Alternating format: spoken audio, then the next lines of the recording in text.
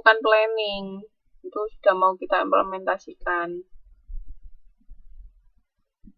Kalau di front end planningnya,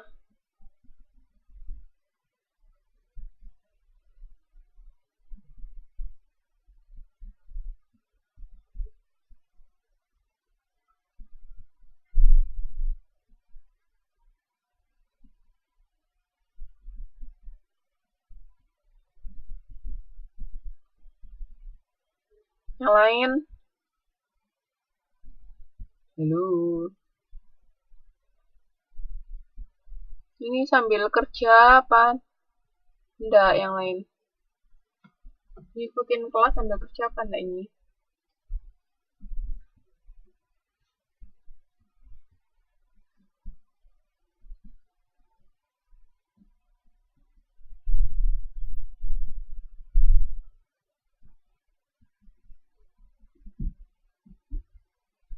Sudah?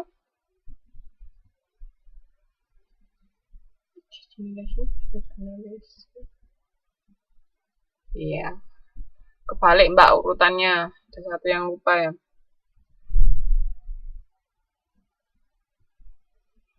Jadi di front end planning tadi ada 5 ya tahapannya. Jadi kita pertama mereview bisnis strategi kita. Di review dulu bisnis strategi development atau review. Jadi di review apa sudah sesuai atau apa ada yang harus dilakukan baru atau apa yang harus dirubah. Nah, setelah di review itu kita masuk ke new service strategy development. Jadi mulai mengembangkan jasa baru, strategi jasa baru. Loh, habis keluar toh Mbak?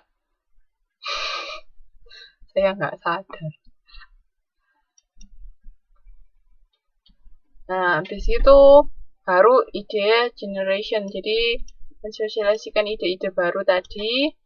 Habis ide-idenya ada, terus habis itu dikembangkan konsep development dan evaluation oleh karyawan sama konsumen.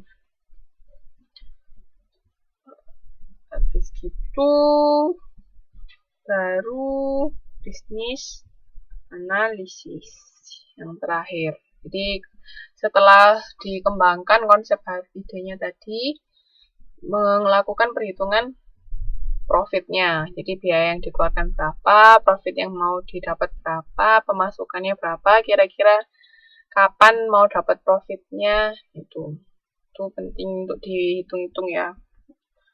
Biasanya sih wajar kalau misalnya mendirikan bisnis pertama itu rugi, itu wajar kan, karena asumsinya kan orang-orang sama sekali belum tahu siapa kita. Nah, tapi tetap itu harus ditargetkan. Misalnya walaupun baru, nantinya kan kita pasti promosi, ya toh. Nah, promosi itu kita lakukan promosi itu kan dengan harapan apa? Dengan harapan orang-orang tahu kalau kita, perusahaan kita tuh ada. Jasa kita menawarkan jasa, mereka tahu. Nah, karena semakin banyak orang yang tahu, otomatis kan kita kan dapat pemasukan. Nah, dari situ lama-lama kan kita bisa menutup biaya yang kita keluarkan. Kalau sudah menutup, apalagi bisa melebihi dari biaya yang kita keluarkan, kita bisa dapat profit. Itu harus ditargetkan. Kira-kira dalam jangka waktu berapa lama biaya yang kita keluarkan bisa tertutup. Itu istilahnya juga kalau perhitungan nanti misalnya, karena itu kan sekedar menutup biaya, ada juga yang perhitungan kapan nanti kita bisa balik modal misalnya. Investnya kita berapa, itu berapa lama kita bisa profit, kan nanti dari profit itu kan pasti dibagi lagi. Ada yang profit itu untuk kelangsungan bisnis, ada yang kalau di istilah akuntansi kan ada yang namanya laba ditahan, ya toh. Itu nanti kan balik lagi masuk ke modal untuk mengelola, ada yang misalnya dibagikan ke pemilik, nah seperti itu untuk balik modal. Berapa lama itu juga harus diperhitungkan ya.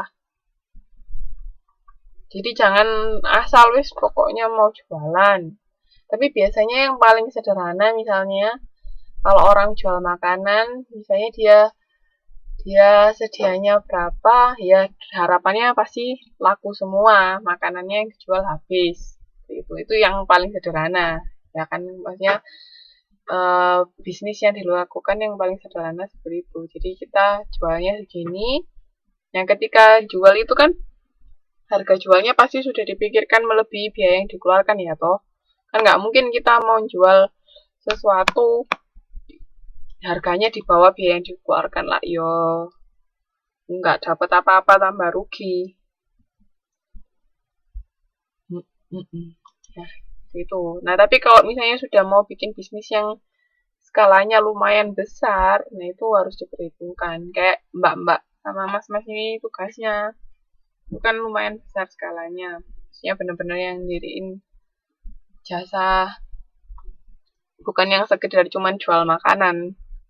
Atau bukan sekedar misalnya kalau salon, misalnya potong rambut yang di pinggir jalan, nah itu kan beda. Perhitungannya beda ya. Itu di front end planning ada 5 tahapan. Nah, terus tahapan yang kedua itu implementation. Jadi implementasi dari service yang kita kembangkan tadi, service baru, jasa baru yang kita kembangkan.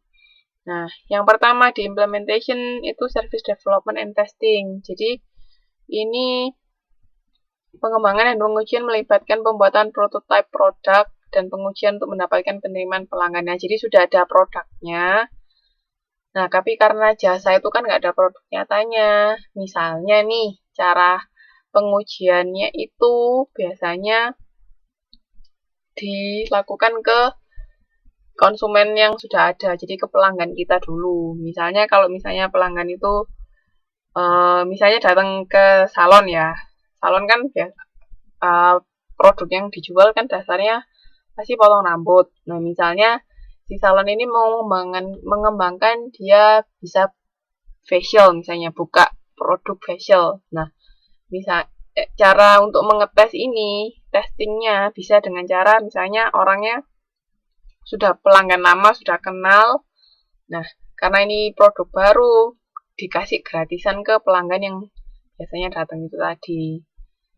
Misalnya, Mbak, ini kami ada produk baru, facial, mau coba gratis loh. Nah, dari situ kan bisa tahu nanti, oh, dari hasil facial yang dia rasakan, kira-kira dia komennya positif atau enggak, atau negatif. Misalnya, oh, enak ya habis facial di sini, jadi misalnya wajahnya cerah atau apa, atau malah ada misalnya, aduh facial di sini sakit semua. Nah, itu kan salah satu cara kita tahu, oh produk kita ini disukai enggak sama si konsumen.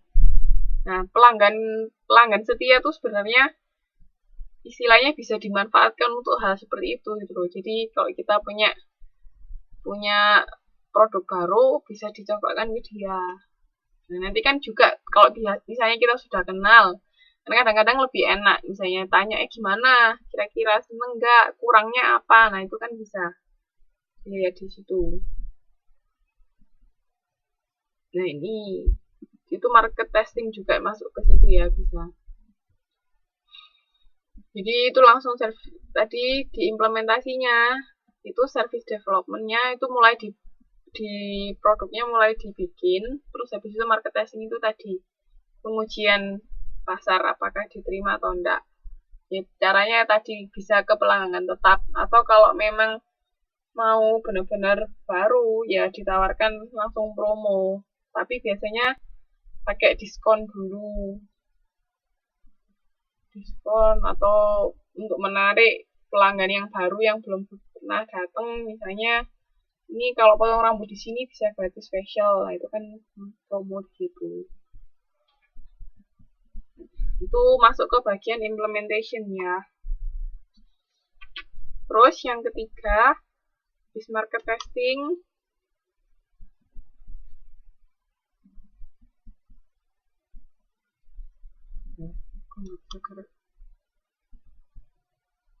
Halo? Oh ya. Nah, yang ketiga itu commercialization. Jadi, sekiranya kalau misalnya sudah banyak minat dari konsumen, oh produk kita ini bisa ditawarkan, bisa diterima oleh konsumen, baru kita